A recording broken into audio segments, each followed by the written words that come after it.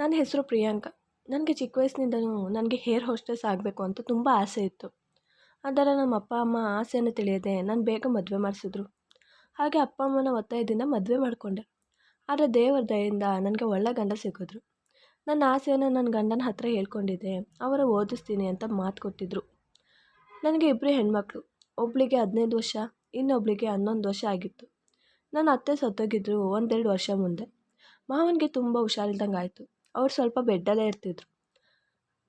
ನನ್ನಿಬ್ಬರು ಮಕ್ಕಳು ತುಂಬ ಇಂಟೆಲಿಜೆಂಟ್ ಆಗಿದ್ದರು ಮತ್ತು ಚೆನ್ನಾಗಿ ಓದ್ತಾಯಿದ್ರು. ಒಂದಿನ ಮಕ್ಕಳು ಹತ್ರ ಟೈಮ್ ಸ್ಪೆಂಡ್ ಮಾಡಬೇಕು ಅಂತ ರಜೆ ಹಾಕಿದ್ದೆ.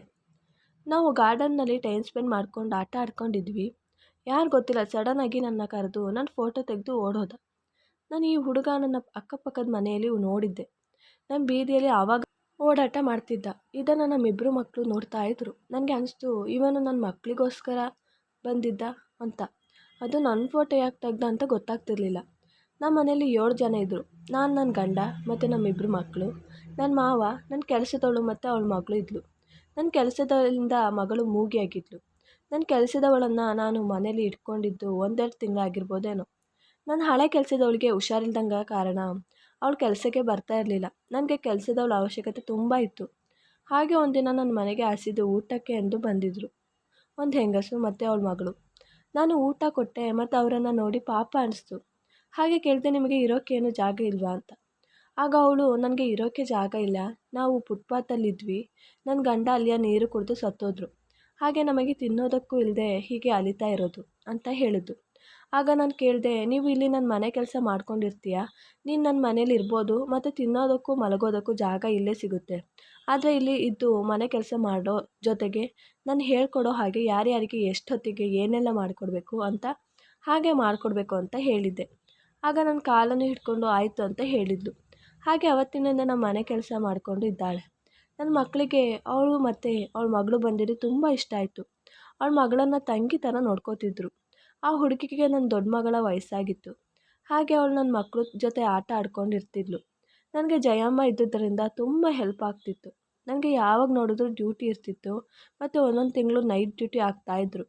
ಜಯ ಅಲ್ಲಿ ಎಲ್ಲ ಮ್ಯಾನೇಜ್ ಮಾಡ್ಕೋತಿದ್ಲು. ನನ್ನ ಮಾವನಿಗೆ ಟೈಮ್ಗೆ ಸರಿಯಾಗಿ ಗಂಜಿ ಅದು ಇದು ಮಾಡಿಕೊಟ್ಟು ಮೆಡಿಸನ್ ಕೊಟ್ಟು ಸ್ವಲ್ಪ ಅವರನ್ನು ನೋಡ್ಕೋತಿದ್ಲು.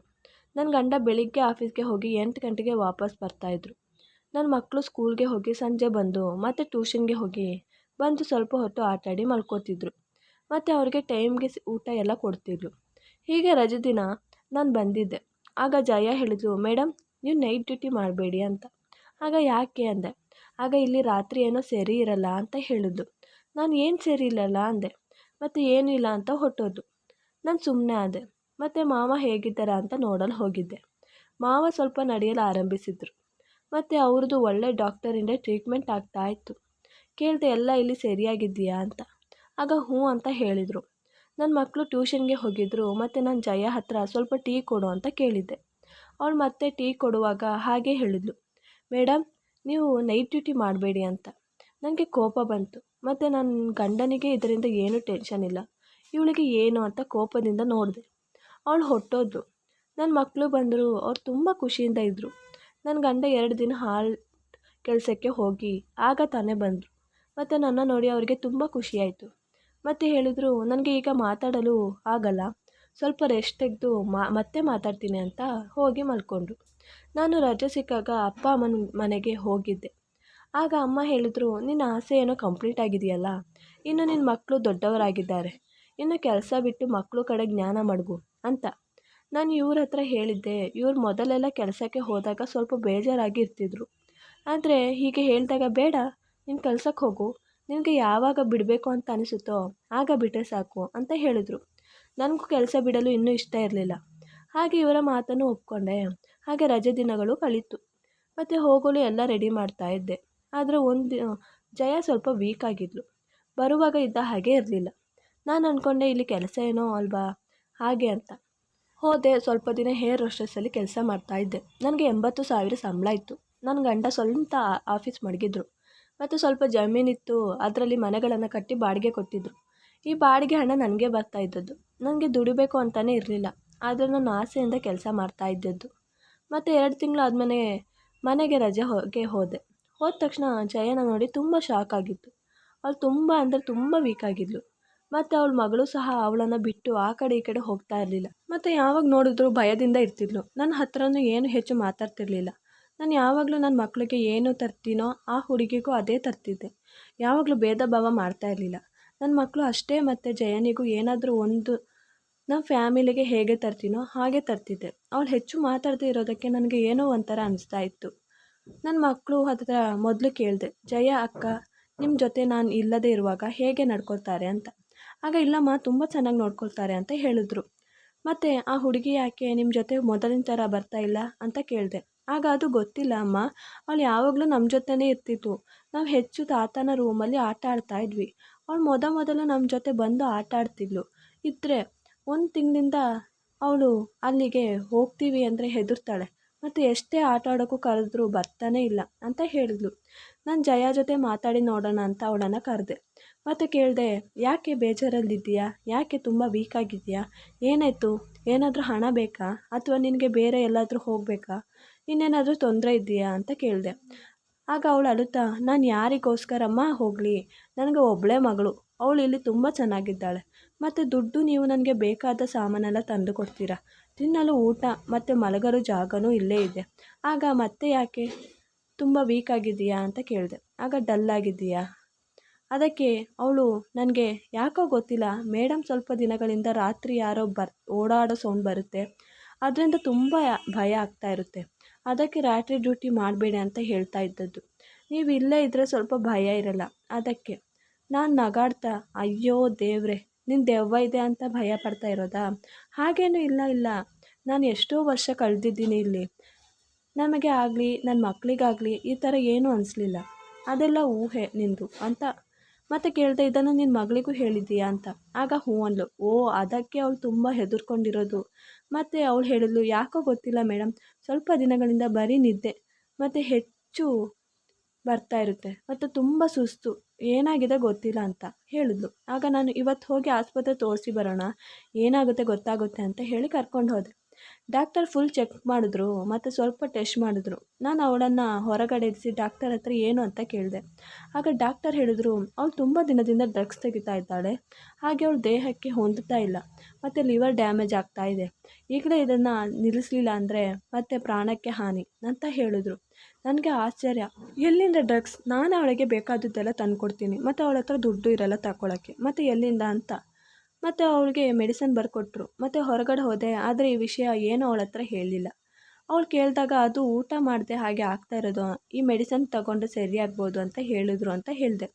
ಮತ್ತು ಮಾರನೇ ದಿನ ಗಾರ್ಡನಲ್ಲಿ ಇದ್ದಾಗ ಆ ಹುಡುಗ ಫೋಟೋ ತೆಗೆದು ಓಡೋ ಹೋಗಿದ್ದು ನಾನು ಅಲ್ಲಿಯ ವಾಚ್ಮ್ಯಾನ್ ಹತ್ರ ಕೇಳಿದೆ. ಆಗ ಹೇಳಿದ್ರು, ಅವನು ಯಾವಾಗಲೂ ಮನೆ ಹತ್ರನೇ ಇರ್ತಾನೆ ಅಂತ. ನನಗೆ ಗಾಬರಿ ಆಯಿತು. ಇವನೇ ರಾತ್ರಿ ನಮ್ಮ ಮನೆಗೆ ಬರ್ತಾ ಇರ್ಬೋದೇನೋ. ಹಾಗೆ ಜಯಾಂಗೆ ಇವನು ಸೌಂಡ್ ಕೇಳುತ್ತೆ ಅನಿಸುತ್ತೆ. ಮತ್ತು ನಾನು ಇದೇ ಟೆನ್ಷನಲ್ಲಿ ಇದ್ದೆ. ಮತ್ತು ಅಂದ್ಕೊಂಡೆ, ಎಲ್ಲಿ ಇವನು ರಾತ್ರಿ ಬಂದು ನನ್ನ ವಯಸ್ಸಿಗೆ ಬಂದ ಹೆಣ್ಮಕ್ಳ ಜೊತೆ ಅಂತ. ಆದರೆ ಮಾರನೇ ದಿನ ನನಗೆ ಡ್ಯೂಟಿಗೆ ಹೋಗಬೇಕಿತ್ತು. ಇದರಿಂದ ತುಂಬ ಟೆನ್ಷನಲ್ಲಿದ್ದೆ. ಇವರು ಕೇಳಿದ್ರು, ನಾನು ಏನೂ ಹೇಳಲಿಲ್ಲ, ಎಲ್ಲಿ ಟೆನ್ಷನ್ ಆಗ್ತಾರೋ ಅಂತ. ಹಾಗೆ ಡ್ಯೂಟಿಗೆ ಹೋದೆ. ಆದರೆ ಅಲ್ಲಿ ಕೆಲಸ ಮಾಡಲು ಇಂಟ್ರೆಸ್ಟೇ ಇರಲಿಲ್ಲ. ಮಕ್ಕಳ ಬಗ್ಗೆನೇ ಟೆನ್ಷನ್. ಮತ್ತು ನಾನು ರಿಸೈನ್ ಮಾಡಿ ಮನೆಗೆ ಬಂದೆ. ತಲುಪೋಷ್ಟರಲ್ಲೇ 11 ಗಂಟೆ ಆಗಿತ್ತು. ಮತ್ತು ಎಲ್ಲರನ್ನು ಎಬ್ಬಿಸಬೇಕಲ್ಲ ಅಂತ ನಾನೇ ನನ್ನ ಕೈಯಲ್ಲಿರೋ ಕೀನಿಂದ ಓಪನ್ ಮಾಡಿ ಒಳಗಡೆ ಹೋದೆ ಮತ್ತು ಸೀದಾ ರೂಮ್ಗೆ ಹೋದೆ. ಈ ವಿಷಯ ಯಾರಿಗೂ ಗೊತ್ತಿರಲಿಲ್ಲ. ಆದರೆ ನನ್ನ ರೂಮಲ್ಲಿ ನನ್ನ ಗಂಡ ಇರಲಿಲ್ಲ ಮತ್ತು ಮಕ್ಕಳ ಜೊತೆ ಇರಬೇಕು ಅಂತ ಅಲ್ಲಿ ಹೋಗಿ ನೋಡಿದೆ, ಅಲ್ಲೂ ಇರಲಿಲ್ಲ. ಮತ್ತು ಮಾವನ ರೂಮಲ್ಲಿ ಇರ್ಬೋದಾ ಅಂತ ಹೋಗಿ ನೋಡಿದೆ, ಅಲ್ಲೂ ಇರಲಿಲ್ಲ. ಮತ್ತು ತುಂಬ ತಲೆನೋವು ಆಗ್ತಾಯಿತ್ತು.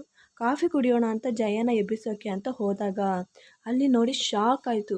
ಅಲ್ಲಿ ಜಯ ತುಂಬ ಗಾಢ ನಿದ್ರೆಯಲ್ಲಿ ಮಲಗಿದ್ಲು ಮತ್ತು ಅವಳ ಮಗಳ ಜೊತೆ ನನ್ನ ಗಂಡ ಬಲವಂತದಿಂದ ಬಲಾತ್ಕಾರ ಮಾಡ್ತಿದ್ದ.